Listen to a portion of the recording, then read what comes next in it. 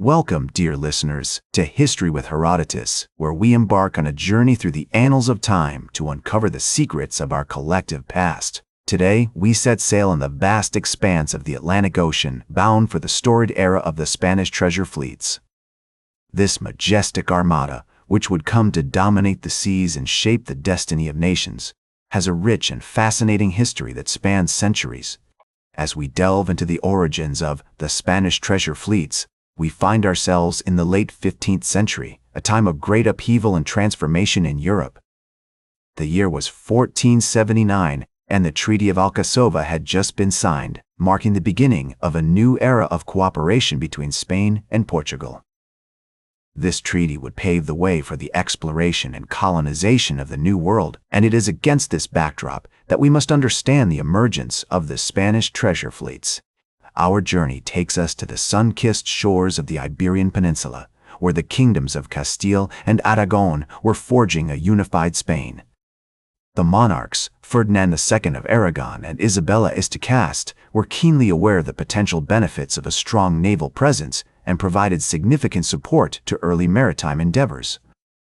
In 1481, they established the Consejo de Indias, a council tasked with overseeing the administration of Spain's growing colonial empire. As we explore the earliest history of the Spanish treasure fleets, we encounter key figures such as Juan de la Cosa, a skilled cartographer who would play a crucial role in mapping the coastlines of the New World. De la Cosa's expertise was honed through his experiences on voyages to the Canary Islands and West Africa, where he learned the intricacies of celestial navigation and developed a deep understanding of the ocean's rhythms. Another important figure of this period is Alonso de Ojeda, a seasoned navigator who would lead some of the earliest expeditions to the Americas. Ojeda's voyages, which began in 1493, were instrumental in establishing trade routes with the indigenous peoples of the Caribbean and paved the way for the eventual colonization of the New World. We also find ourselves in the presence of other notable figures, such as Christopher Columbus, who would make 4 voyages to the Americas between 1492 and 1504. Although Columbus's voyages were sponsored by the Spanish monarchs, they were not directly part of the Spanish treasure fleets. However, his discoveries and the subsequent colonization of the New World would create a vast network of trade routes and colonies that would eventually become the backbone of the Spanish treasure fleets. The establishment of the Casa de Contratación in 1553, an institution responsible for regulating trade with the Americas, marked a significant milestone in the development of the Spanish treasure fleets. This organization would oversee the licensing of ships, the collection of taxes, and the enforcement of trade regulations, helping to ensure that the benefits of Spain's maritime endeavors were maximized. The city of Seville, with its strategic location on the Guadalquivir River, became a hub of activity for the Spanish treasure fleets. Merchants, sailors, and colonizers from all over Europe flocked to Seville, seeking to capitalize on the riches of the New World. The city's port was bustling with ships laden with goods such as textiles, wine, and olive oil, bound for the Americas, while others returned with precious cargo like gold, silver, and exotic spices. As the 16th century unfolds, the Spanish treasure fleets have become the dominant force on the high seas, with a vast network of trade routes and colonies stretching across the Americas. The establishment of the Casa de Contratación in 1503 has provided a robust framework for regulating trade, collecting taxes, and enforcing regulations, ensuring that the benefits of Spain's maritime endeavors are maximized. One of the key figures of this period is Hernán Cortés, the renowned conquistador, who would lead the expedition that conquered the Aztec Empire in present-day Mexico. Cortés's victories not only expanded Spanish territory, but also opened up new trade routes and sources of wealth, including the rich silver mines of Zacatecas and Guanajuato. The city of Seville continues to thrive as a hub of activity for the Spanish treasure fleets, with merchants, sailors, and colonizers from all over Europe flocking to the city to capitalize on the riches of the New World.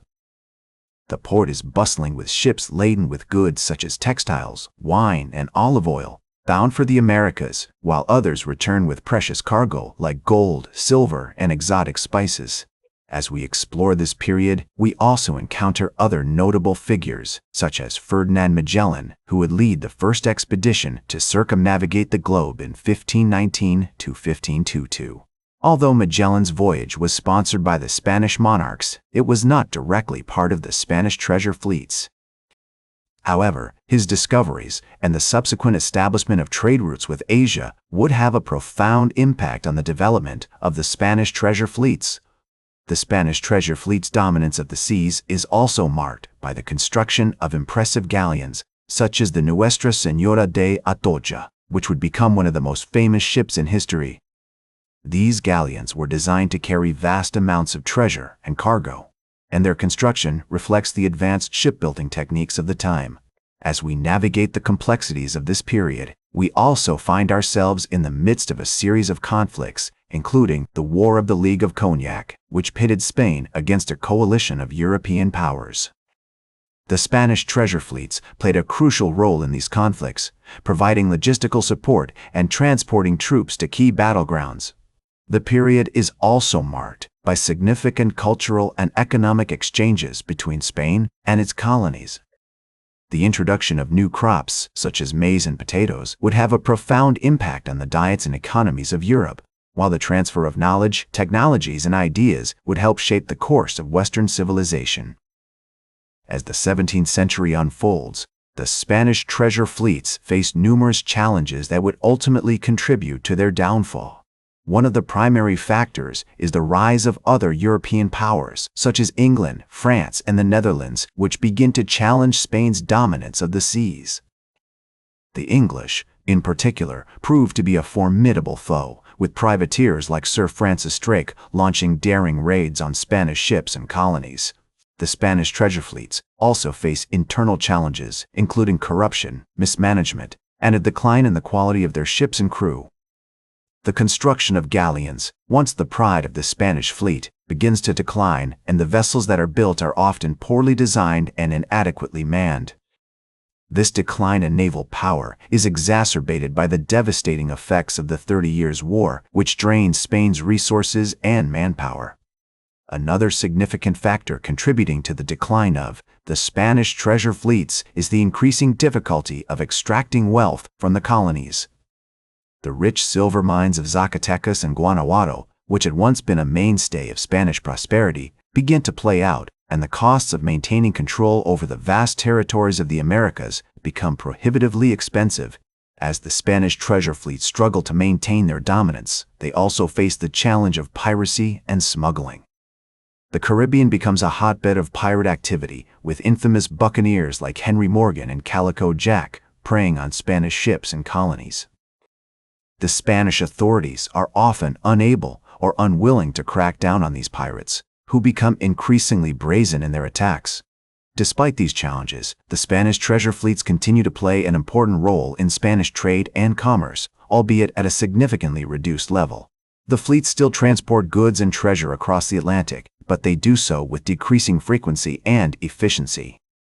The once mighty galleons are now often relegated to secondary roles, such as transporting troops or supplies to the colonies. As we navigate the complexities of this period, we also encounter notable figures like Admiral Andrés de Urdaneta, who attempts to reform the Spanish Navy and restore its former glory.